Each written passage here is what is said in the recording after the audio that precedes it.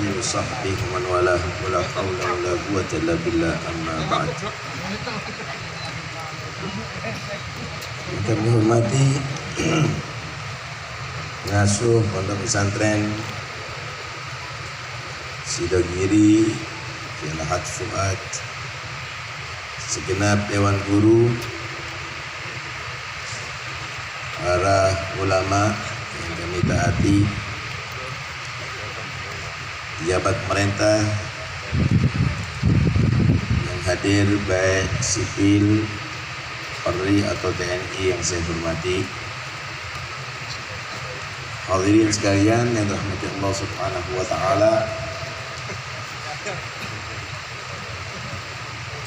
Perkumpulan kita pada saat ini sebenarnya adalah bukan untuk mendengarkan ceramah, karena antum sudah khirijil ma'had, antum sudah alumni daripada pondok pesantren. Tapi ini dalam rangka mungkin tazkir, mengingatkan saja. Al-Fajir tidak ingin berceramah di muka antum, tapi ingin membacakan beberapa ibarat dari kitab karangan Al-Imam Al-Ghazali radhiyallahu anhu wa nafa'ana bihi wa bi'afi darin amin.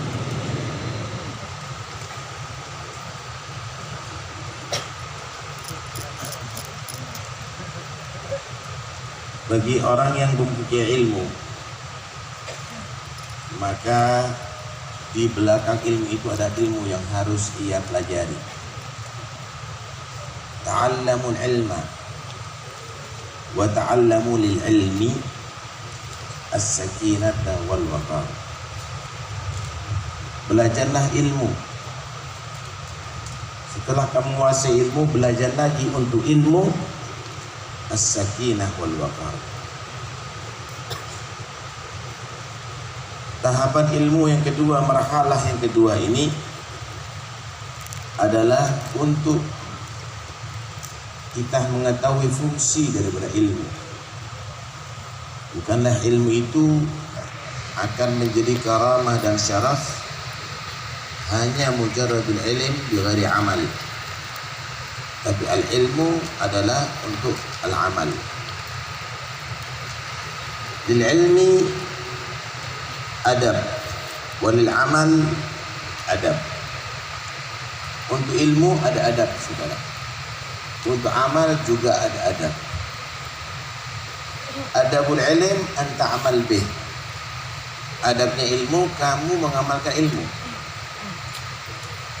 Anda ngerti sholat, fikih, masya Allah, syurut, arkan, mubtilat, dikuasai semuanya, tapi nggak sholat. Punya ilmu tapi nggak punya adab dan ilmu, nggak manfaat itu semuanya.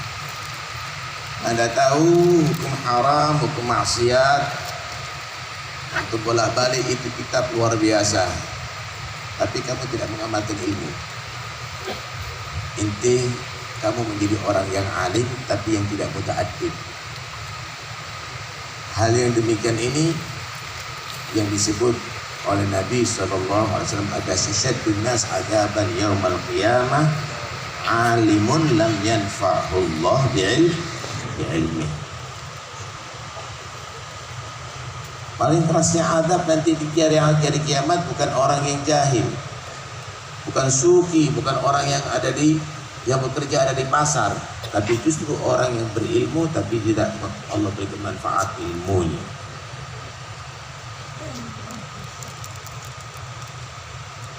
Lalu ada orang sakit,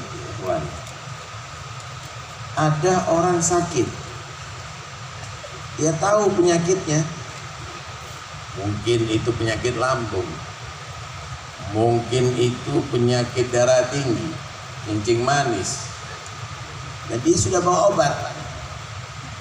Obat ada di kantong, tapi nggak diminum. Apakah ada manfaat obat itu untuk menyembuhkan penyakitnya? Tidak ya ikhwan. kecuali yasbir ala mararatid dawa. Man yasbir ala mararatid dawa yaduk halawat syifa.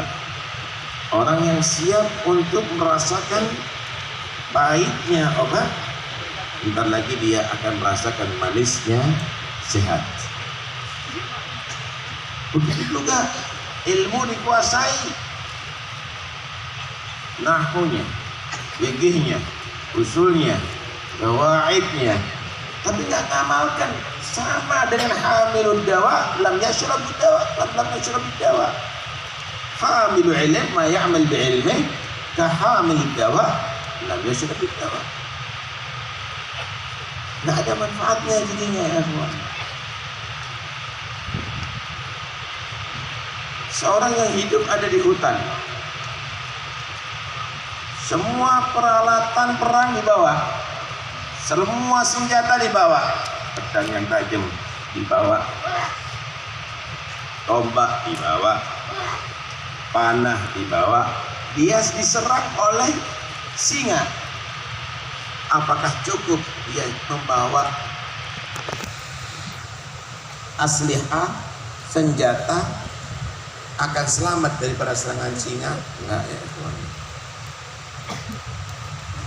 Kecuali yuharriku sayf, dia menggerakkan, membabatkan pedangnya kepada itu singa, maka itu akan menjadi selamat. Demikian juga hamilul ilm. Hamilul ilm jika tidak menggunakan ilmunya, tidak mengamalkan ilmunya, seperti orang yang membawa senjata tapi tidak dibuat untuk menyerang musuh, dia akan jadi korban musuh ya Tuhan. Karena itu setelah menguasai ilmu, perlu belajar ilmu lagi, bagaimana untuk beradab dengan ilmu, yaitu mengamalkan ilmu. Walil amal adab, bagi amal juga adab ya ikhwan. Amal kalau tanpa adab akan jadinya minus, bukan plus.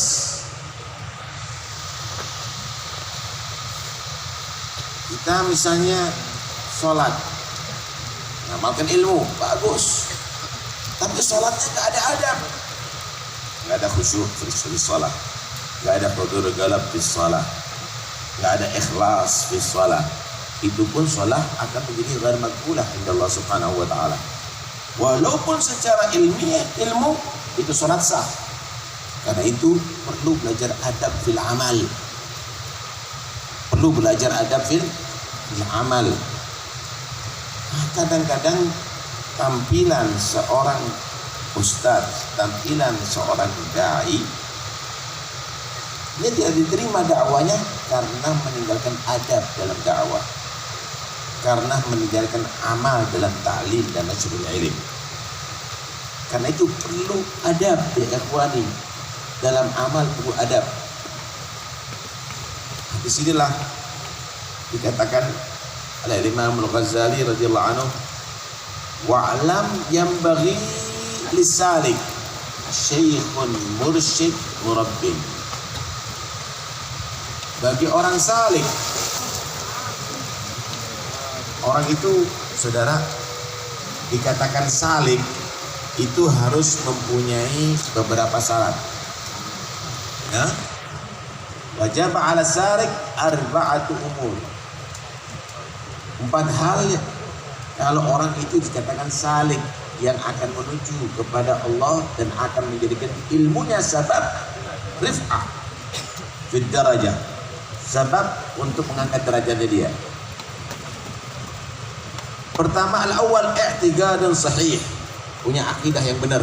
Alhamdulillah kita dididik menjadi ahlu sunnah wal jamaah. Bismillah. Wahbutu ala hadil aqidah, tetap dalam akidah ini ahlu sunnah wal jamaah. I'tiqadun sahih artinya tinggalkan semua bid'ah,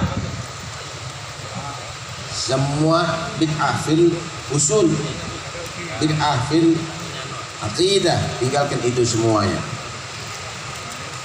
Tadi taubatun nasuh, taubat yang benar-benar istama'at fihi syurutut taubah, yang terkumpul di dalamnya syarat-syarat tobat semuanya, yang kamu tidak mengulangi lagi. Ingat semuanya apa yang kamu lakukan, dan di situ ada muatan maksiat, maka ketahuilah bahwa di situ kamu harus bertobat. Jangan diterus-terusin. Orang yang punya ilmu tapi dia tadi itu melanggar, itu adalah lebih parah daripada jahilul ilm. Karena itu Nabi SAW berkata kepada sahabat Abu Hurairah,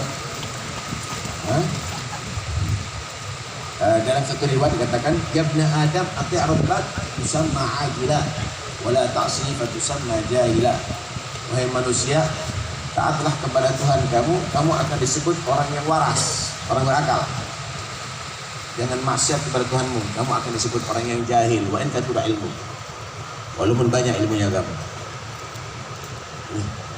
Ada aliran listrik, kabel, dipegang orang gila, wajar matinya. Dipegang orang anak kecil, wajar matinya. Kabel listrik dipegang orang buta, wajar matinya. Ini enggak ngelihat alim, profesor lagi. Tahu di situ listrik ada tulisannya lagi, awas listrik aliran tinggi. Gambar tengkorak lagi dipegang. Kira-kira yang jahil yang mana ini? Yang pertama, kedua, ketiga, atau keempat? Keempat. Kenapa? Punya ilmu, sengaja dia melanggar. Interview, hati-hati. Kadang-kadang orang disebut ulama di dunia, tapi nanti di akhirat bukan fi zumratul ulama, masuk dalam zumratus sufaha nanti. Kenapa? Karena dia mukhalifin. Karena mereka tadi itu adalah orang-orang yang sudah bertentangan dengan ilmunya.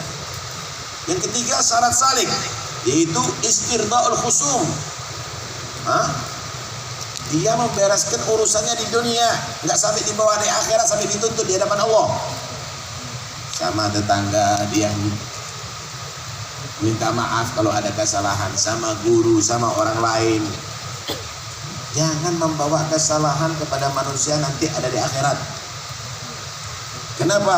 Guru Adam mabninya haknya manusia tadi itu banyak menuntut ya. Alal musyahah wa hukukullah mabni alal musamahah. Kalau hanya Allah nggak sempurna, banyak dimaafkan oleh Allah, karena Allah nggak butuh amalnya kamu. Tapi hanya manusia, sekecil apapun kamu akan dituntut nanti di hari kiamat. Bereskan di dunia sebelum di akhirat, kalau kepingin menjadi salik ilallah subhanahu wa ta'ala. Yang berikutnya yaitu tahsil ilmu syariah, mengetahui ilmu syariah.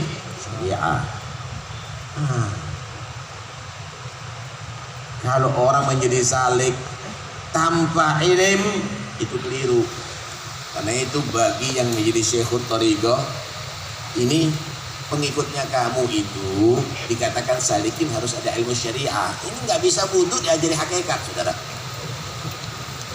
Nggak tahu tentang sholat diajari hakikat, nggak bisa jadi salik ini. Syaratnya jadi salik harus tahu ilmu syariah. La ilaha illallah. Harus tahu dengan ilmu syariah. Kalau sudah menjadi salik, cari guru yang disebut mursyid atau murabbin. Mursyid atau murabbin. Untuk apa guru yang kedua ini? Kalau yang pertama ngajari nahwu, ngajari fikih, ngajari usul, ngajari qawaid. Untuk yang kedua ini apa? Liyukhrijal akhlaqa su' minhu bitarbiyatihi wa yaj'al makanaha khuluqan hasana. Cari guru yang sekiranya bisa mengeluarkan akhlak yang tidak bagus diganti dengan akhlak yang baik.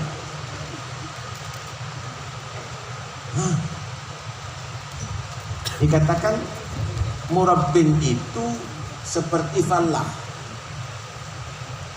seperti petani. Petani itu kalau nanam tanaman ya ikhwannya, dia nggak cukup hanya menanam, tapi dia harus menyirami, harus pupui, kemudian mungkin mencabut rumput-rumput liar sekitarnya, kemudian menjaga daripada hama. Untuk apa? Lihasnun nabat, untuk tumbuhnya bagus, akhirnya mengeluarkan buah bagus. Murabbin mursyid tidak begitu. Dia tadi itu memperhatikan orang dalam tarbiyahnya, dijaga daripada akhlak sayyi'ah, diisi dengan al-akhlakul hasanah, dijaga sekecil apapun, walaupun bentuk daripada kopiah, diperhatikan sama murabbin. Hati-hati. Wah, diperhatikan sama murabbin. Apa yang kamu ketahui karena punya irtibat ruhi, dia akan perhatikan kamu. Walaupun kamu dalam jarak yang jauh, dalam kontrolnya dia. Kalau itu ketemu dengan syekhun murabbin, syekhun mursyid, nggak bisa mengingatkan secara langsung, mengingatkan secara batin lewat mimpi kadang-kadang. Syekhun murabbin, syekhun mursyid. Sehingga ilmunya kamu manfaat, akhlaknya kamu bagus, dan terus berkembang sampai usul ila Allah subhanahu wa ta'ala. Nah, sekarang gimana kita mengetahui syekhun murabbin mursyid? Wa syartu syekh alladhi yasluh an yakuna naiban li Rasulillah sallallahu alaihi wasallam an yakuna aliman. Syekhun murabbin mursyid harus alim. Harus alim. La anna kulla alimin yasluh lahu. Tapi enggak semua orang yang alim jadi mursyid ya. Enggak semua alim bisa jadi murabbin. Alamatnya, kata Imam Ghazali, aku kasih tanda-tanda alamatnya syekhun murabbin. Mudah-mudahan kita ketemu syekhun murabbin, syekhun mursyid. Wa inni ubayyinu laka ba'd alamatihi ala sabilil ijmal hatta la yadda'i kullu ahadin annahu mursyid. Saya terangkan sekarang secara global, kata Imam Ghazali, tanda-tanda syekhun murabbin, sehingga nggak semua orang ngaku dirinya mursyid. Ini kadang-kadang di jalanan ngaku mursyid, saudara, ngaku murabbin, nggak bisa. Ini orang-orang pilihan nih. Apa tandanya? Pertama, wa huwa man yu'ridu an hubbid dunya wa hubbil jah. Guru mursyid murabbin yaitu yang dia berpaling daripada hubbud dunia dan hubbul jah. Nggak ada dalam hatinya dunia ini, nggak ada sama sekali.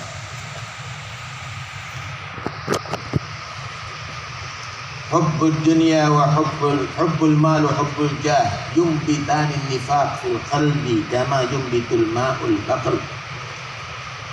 Cinta dunia dan cinta kedudukan, mau popularitas, mau jabatan, mau yang lainnya, dalam hati ini akan bisa menumbuhkan penyakit nifaq dengan sendirinya.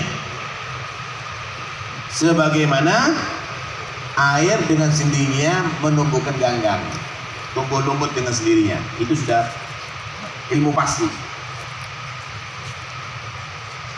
Syekhun mursyid, syekhun murabbin, nggak ada hubbud dunia wala hubbul jah dalam hati.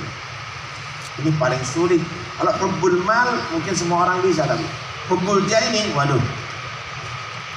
Sampai katakan akhiru ma yakhruju min qalbil arif hubbur riyasah.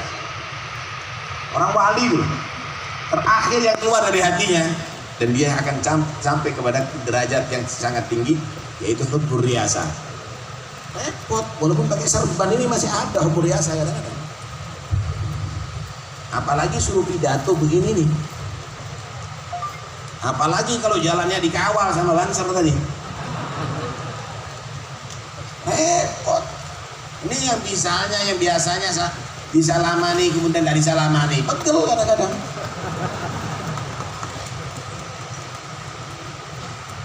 Nah syaratnya ini pertama mu'rid an hubbid dunia wa hubbil jah. Ya Allah, mudah-mudahan Allah selamatkan kita semuanya.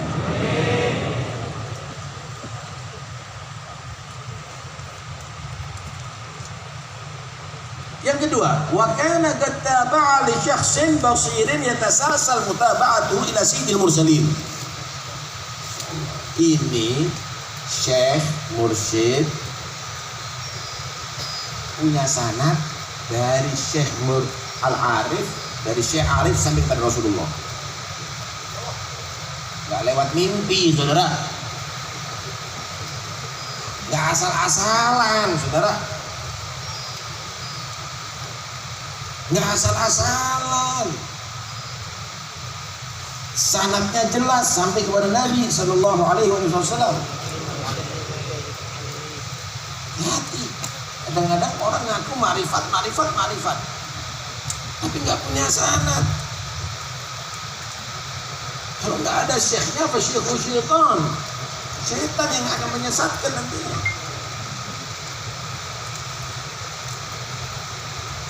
Wa kana muhsinan liyadati nafsih. Orang dikatakan syekh mursyid kalau dia tadi itu sudah bisa menjinakkan nafsunya, nafas muhadzabah, muzakkah. Dia sudah melewati tazkiyatun nafas, tasfiyatul qalb, sudah melewati itu semuanya, sehingga dia tadi itu sudah menyerupai malaikat. Kenapa nafsunya muhadzabah? Muhadzabah dengan apa? Min qillatil akli, min qillatin naumi, min qillatil kalam. Diganti apa? Kathratis sholat. Diganti apa? Kathratis shom, kathratis dzikir, kathratis qiyamil lail. Murabbi. Jadi enggak ada murabbi itu muttabi'in nafas, mengikuti nafsu, enggak ada. Jadi katakan la yu'minu ahadukum hatta yakuna hawahu taba'an lima jitu. Tidak menjadi sempurna iman seseorang sehingga kesenangannya mengikuti dengan apa yang diajarkan oleh Nabi. Orang umumnya kan seneng misalnya apa ya, kalau digambarkan sekarang ya, apa ya, mengingatkan merokok misalnya.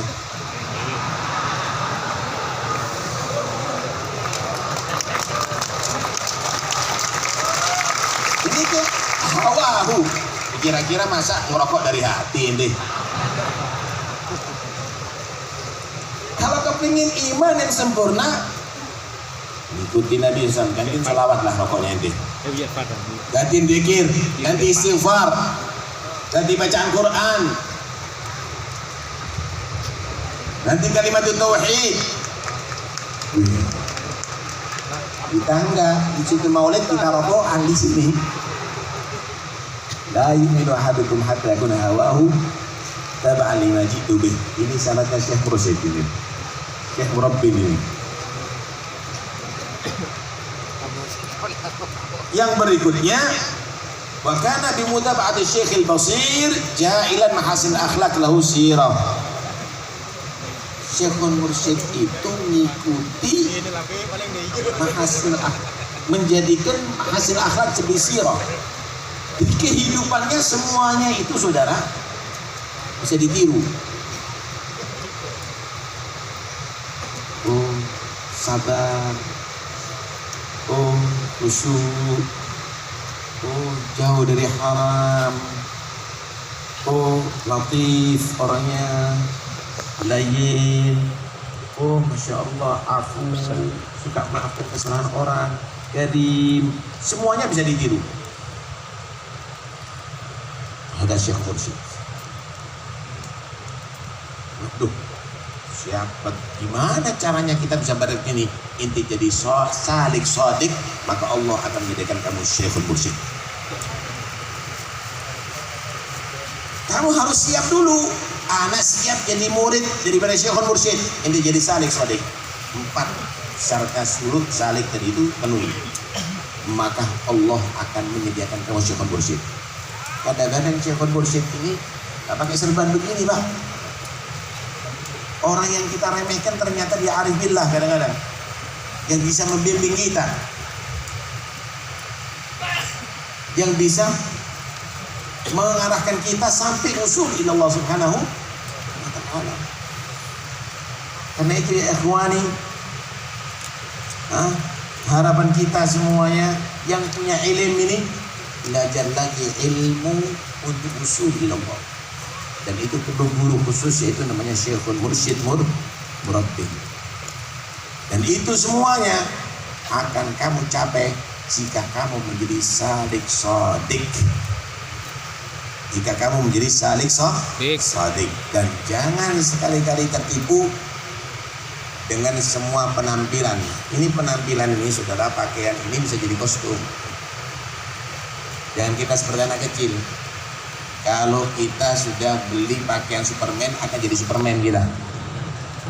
Ini anak kecil, ini kostum, saudara. Ini kostum.